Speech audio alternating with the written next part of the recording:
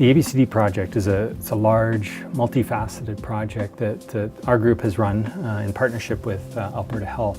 It was funded by Alberta Health under the Alberta Diabetes Strategy. It was a $5.2 million grant to our group. And then we worked with various stakeholders. The whole aim of the ABCD project was to improve the quality and the efficiency of care for diabetes in the province, with a particular focus outside of the metro area, so outside of Edmonton and Calgary. Well, our group, in Accord, was approached by the government because they knew we were working in the area. They knew we had experience, expertise, particularly in primary care, on quality improvement interventions.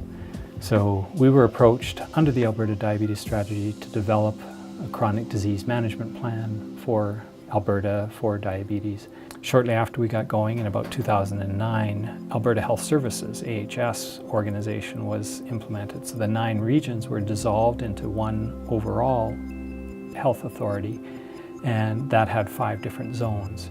So the intent was they would all work as one, but they would have some local autonomy. So we had to kind of change our strategy. Some of the people we were developing relationships were no longer in place.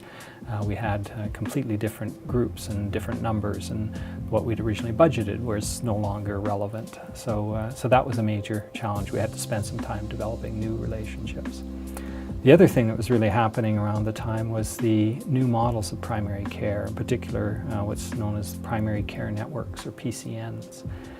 And in fact, that was actually a positive development for us. It was a new way for primary care to be funded, to be supported. All of these changing models, the PCNs and the FCCs, are actually, for us, what we were proposing with the ABCD, a perfect model to implement some of these new interventions.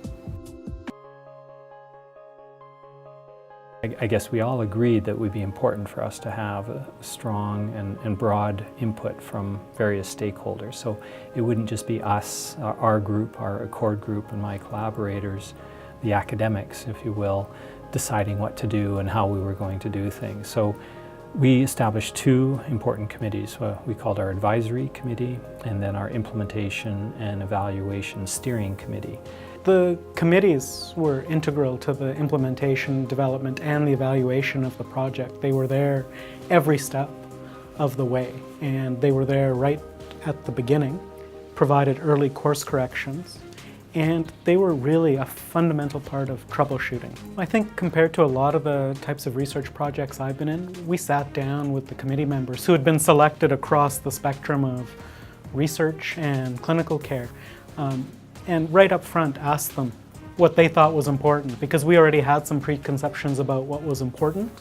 And what really came out is that they provided us a course correction along the way. Because even though the things we thought were important, they really hit home the fact that even though we were looking at diabetes, that whatever we were doing, whatever we found out, needed to be about more than diabetes. It needed to be about a person who happened to have diabetes. Since I've been on the committee, I've watched the evolution of the research program. Has become rich and diverse, very interesting, and it has a direct impact on patients and their outcomes. This is really important to me in my day job, because as the Associate Chief Medical Officer for Strategic Clinical Networks, diabetes is one of our networks, diabetes, obesity, nutrition, and Jeff, as our inaugural Scientific Director, has done a wonderful job, and we've advanced, I think, both research and outcomes for diabetes patients. The interest that we had was specifically around, obviously, diabetes is a major issue in Alberta and certainly across the Western world. We have programming that's set up around diabetes care, multidisciplinary diabetes care, and so we thought that this would be a very good fit for our PCN to work with Dr. Johnson and his team.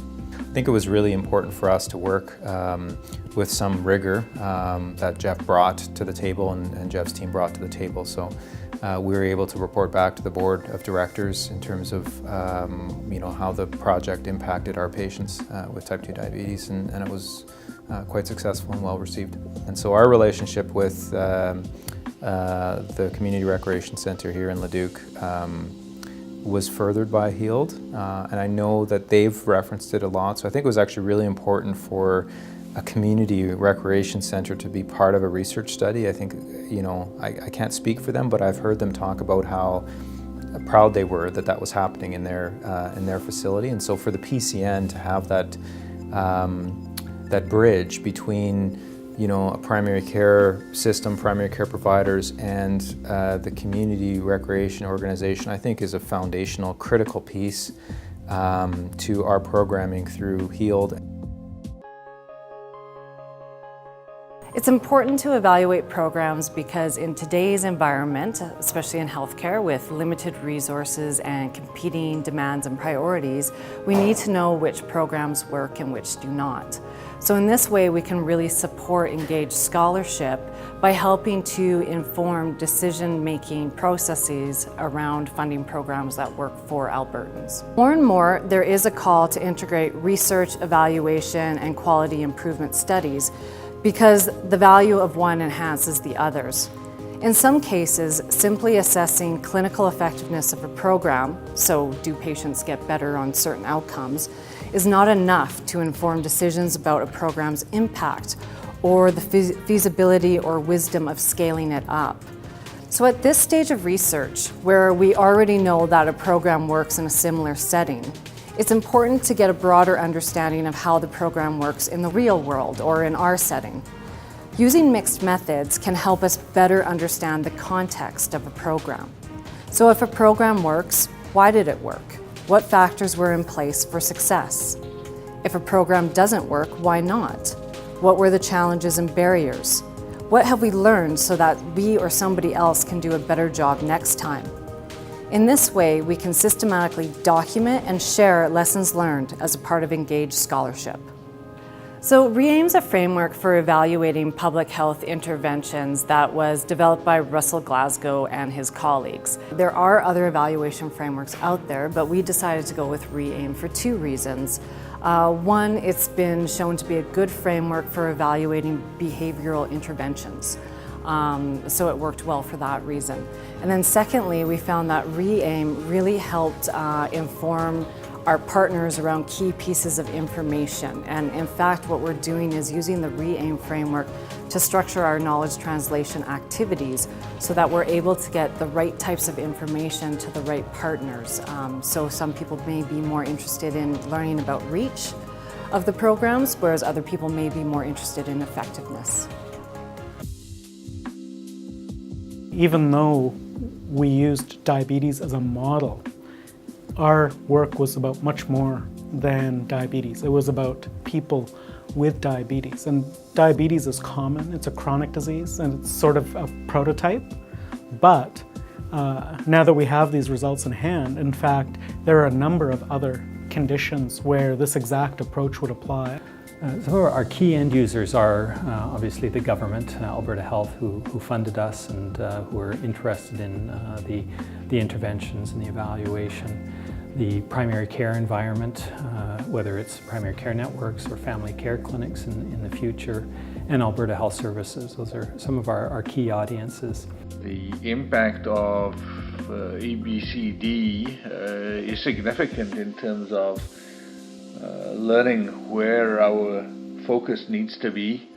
In terms of policy development, I think it'll inform choices that we make about resource deployment in primary care and how those resources might be most effectively developed. I think where we achieve success with the ABCD project, there's kind of four main areas. Commitment to the engaged research, the engaged scholarship approach, and that's something that's important within the School of Public Health. It's something we really promote for our colleagues in the faculty. The collaboration and the stakeholder engagement, the relationships we built, I'm really proud of that and how we've done that over the last 7 years. I also think the comprehensive evaluation. We used a REAIM framework which helped guide us in our evaluation, helped guide us in some of our reports. We mixed methods. We have quantitative and qualitative, and we had a great team to look at all these different aspects. And also, I think a real success factor was the opportunity for trainees. we engaged and provided opportunities for trainees at all levels, from undergraduate summer students to postdoctoral fellows, and we gave them an opportunity to learn how to do research and how to do it in this environment.